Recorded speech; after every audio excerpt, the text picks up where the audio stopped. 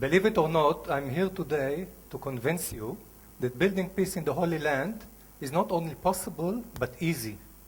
But if, three ifs, if you bring into consideration the root causes, if you do not try to avoid walking the path that needs to be walked, and if you take the right approach. What is the right approach? Let me bring for you a hint from Isaiah. And all thy children shall be taught of the Lord, and great shall be the peace of thy children. This sounds like a contradiction, because when you learn more, you develop your own opinion, and obviously you start disagreeing with other people who develop their own opinions.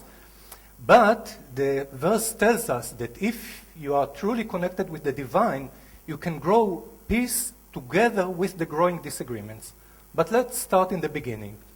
The question that lies up in front of us is why this conflict goes on and on and on for more than a century.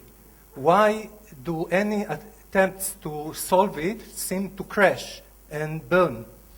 The best metaphor that I can use to illustrate this situation is, imagine a married couple. They have many problems in their marriage. But there are two additional facts that complicate things. First, they are Catholic. Divorce is not a real option. Second, for some reason, they are destined to live in the same house. So, if everyone encourages them to compromise for peace, what they will do, they will divide the apartment that they live in. One room for him, one room for her, separate hours for the bathroom. They will divide the living room with some mark to mark the border. And then they will even try to implement it. Does anyone think that it will last for a long time?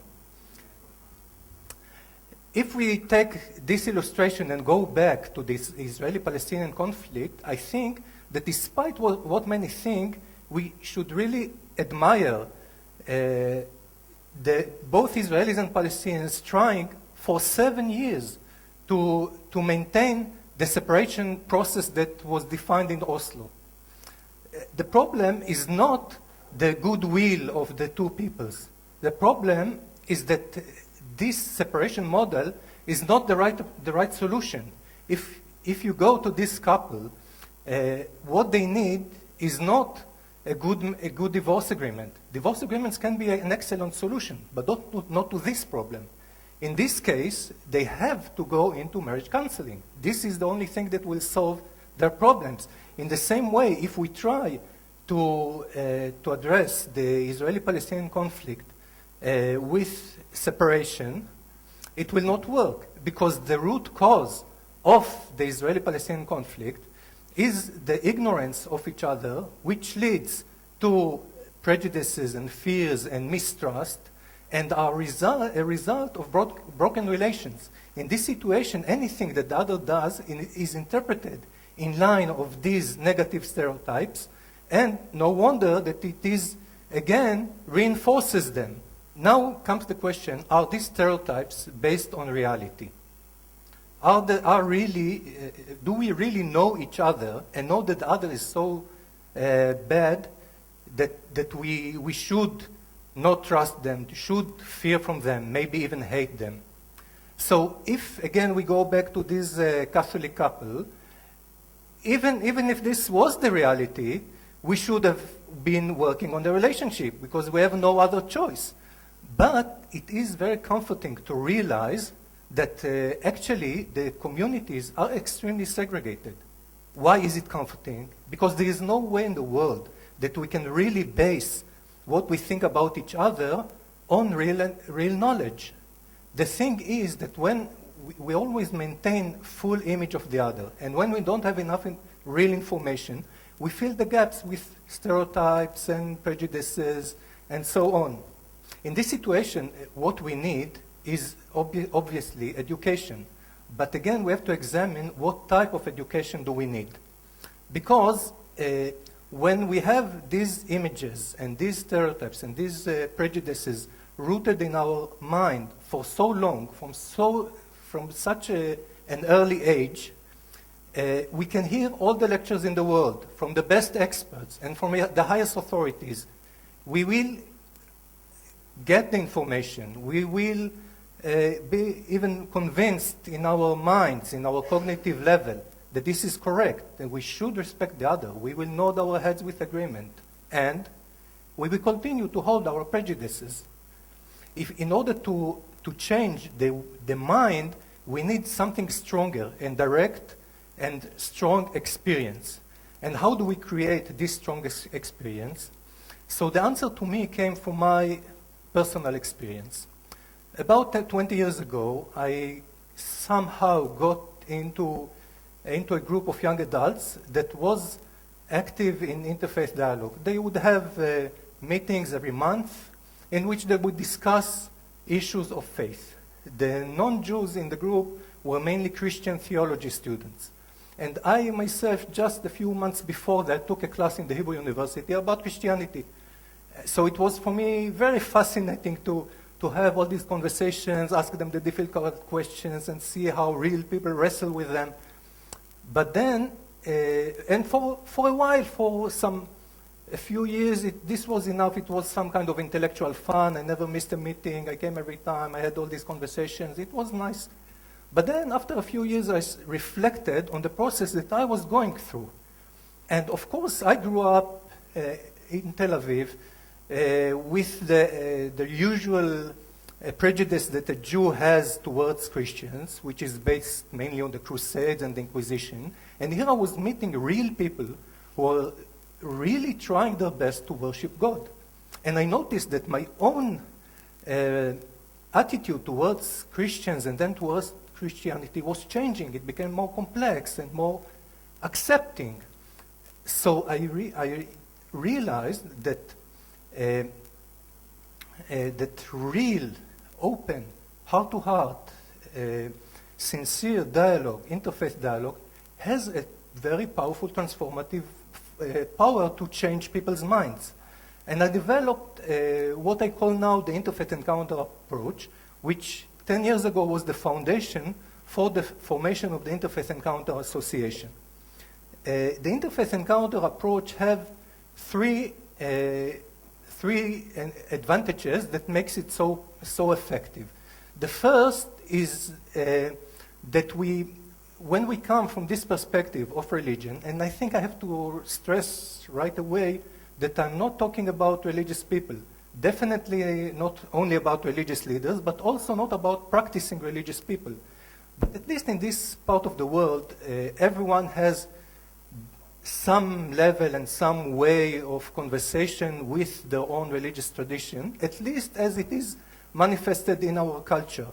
And this conversation is enough to take the conversation to a very deep level which has deep existential meaning for the person. And when people meet each other from this level, the encounter becomes much more intimate. So it is much more intimate than just exchange of opinions, definitely more intimate than fighting about politics. The second advantage is that people discover many similarities between the different traditions. For people who are new to dialogue, and we get many new people, this is a real revelation that definitely makes them feel closer with the other. The third advantage is no less important, which is the ability to discuss differences in a way that not only does not threaten the conversation and the relations that are built, but help construct them. And in this way, we develop the ability to become friends with people that we disagree with.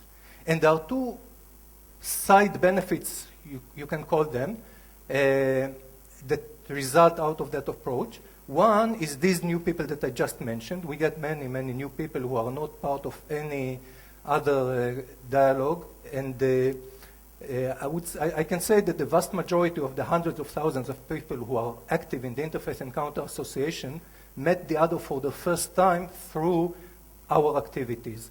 The second is that since this approach is very, very much apolitical, we can get many, many people join from all parts of the political spectrum, from Hebron settlers to radical leftists. In order to see how this works, all you have to do is join one of our 38 groups that we formed from the Upper Galilee to Eilat, one of them here in Jaffa.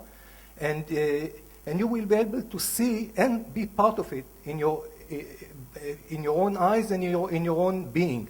It was much more dramatic when we had Israeli-Palestinian conflict during the height of the Intifada.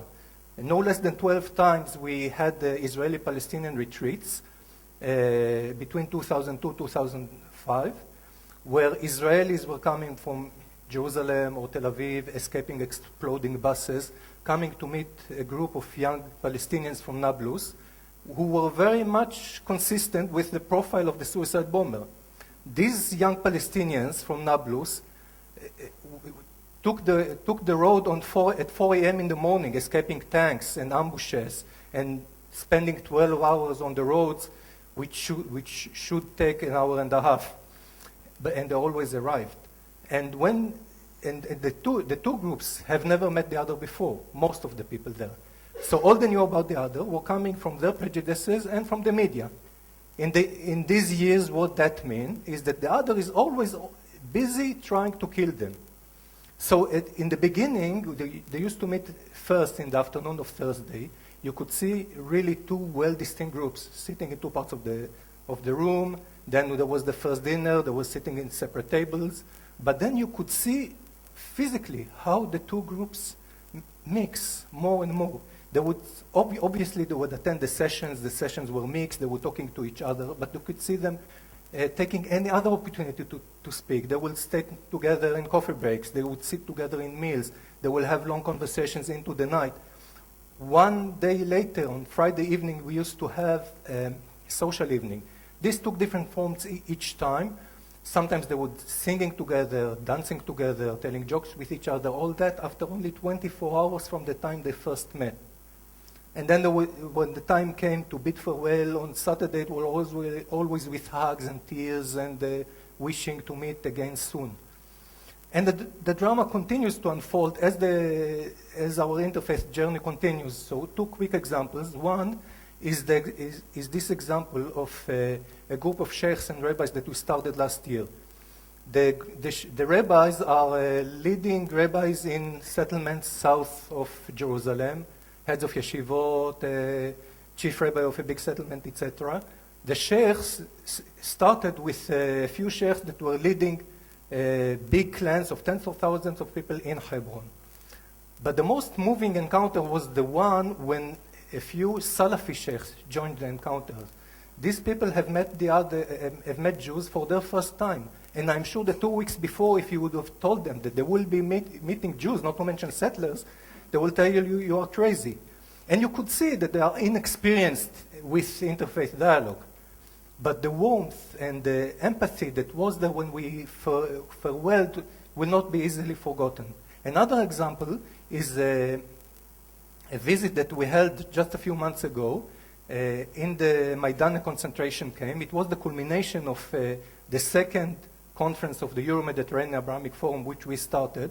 And in this visit, there were, to the best of my knowledge, for the first time since the Holocaust, there were Israelis, Palestinians, Lebanese, Moroccans, Egyptians, Jordanians, and many, of course, Europeans.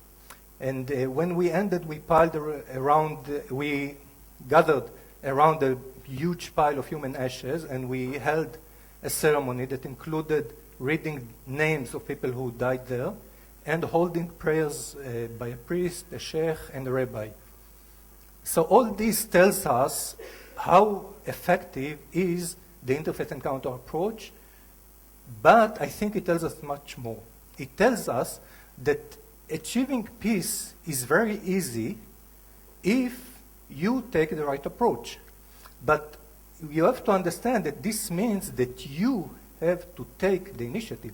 If you sit back in your couch and wait for the government to create peace, or even go out and demonstrate for them to do that, you will probably wait for a long time. But if you get out of your house and join an encounter or help others meet each other, you will see in your own eyes how peace is built step by step, brick by brick. And so I invite all of you to come and join the Interfaith Encounter Association. Thank you.